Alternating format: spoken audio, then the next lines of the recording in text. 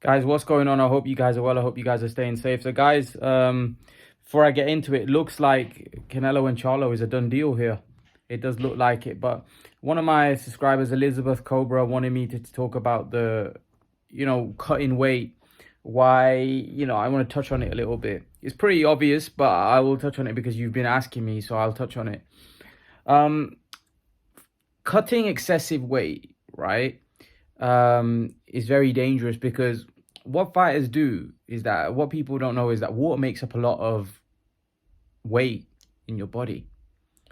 And what fighters do when they're cutting weight, some of them actually, they cut so much weight where that's not a comfortable weight for them to be. They don't walk around at that weight that they fight at. So that's why you see a lot of fighters that they fuel up, and after the fight they'll put on like 15-20 pounds, some of them, because they're literally depleting their body to the point where their body, some of them can't even walk. It's that bad after it, because they literally have got no strength. So they dehydrate themselves, literally suck the water out of their body, and this dehydrates the body. And what happens is very dangerous, by the way, right? There's less protection in your brain, and you getting punched in the head, right? Going into a fight, cutting excessive weight, dehydrating your body, that can lead to severe brain injuries. It lead to a bleed in the brain, less protection, bleed in the brain. And that's where a lot of brain injuries are caused from, dehydrating the body. When you're cutting weight, right? And that's why, like, when Eubank's dad was going crazy about the fact that his son, because that would have very dangerous. That's very, very dangerous when you're cutting weight, because you're basically putting your body under extreme stress, right? It's not healthy when you cut the weight and you get that low in body fat.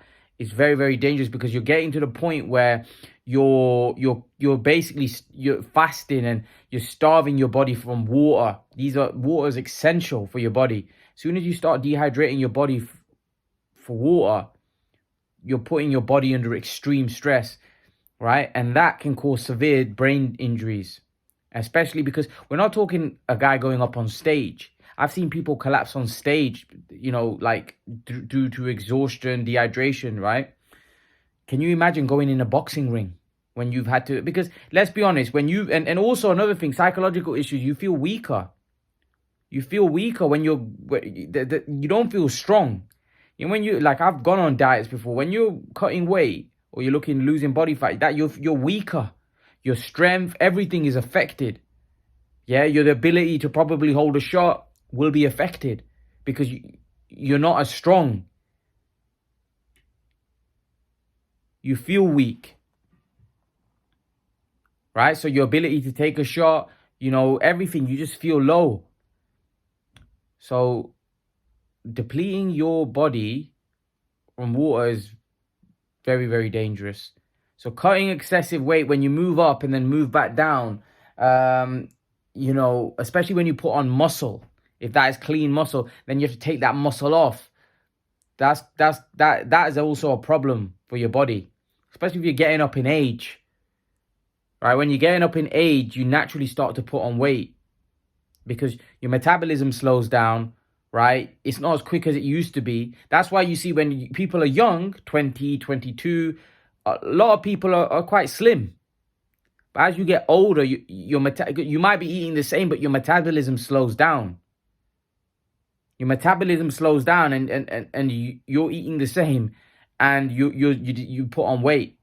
Very few people you see when they're 22 and then they're 32 or 37, there's a significant difference. Your metabolism slows down. So that's on you then, whether you're going to take care of yourself. So that for me is about dehydration, cutting weight and stuff. It's very important not to put yourself, in my opinion, if you're struggling to make weight, move up.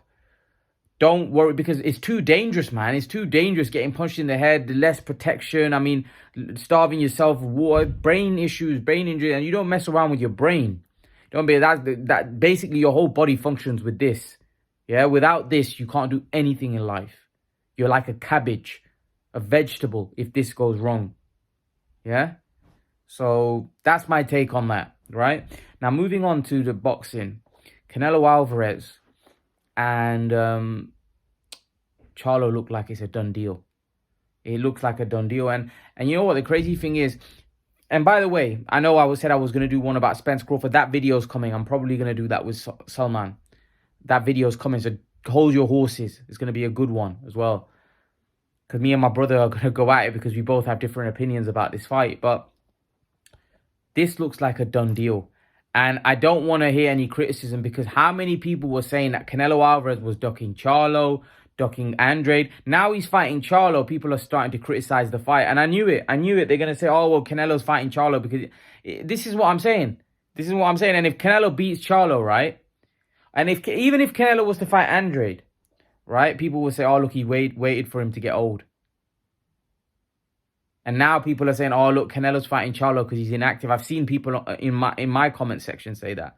Some of you guys are embarrassing. I mean, he'll fight Charlo, and then you'll say, but then when he goes fight Badou Jack, oh, he's cherry picking. Then he fights Charlo, oh, he's cherry picking because now Charlo is not fought for 2 years. I mean, he can't win. Oh, he needs to fight Benavidez. It's like you guys have an agenda, like just to slate this man.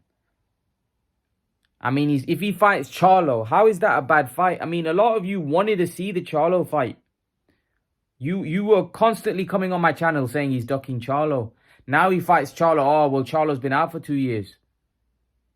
You can't win. You can't win. I doubt Canelo's taking the fight because Charlo has not been fought for 2 years. Like that is the reason why Canelo's taking the fight. Because he's not... Well, so now if he takes the fight with Andrade, is that because Andrade is now 36?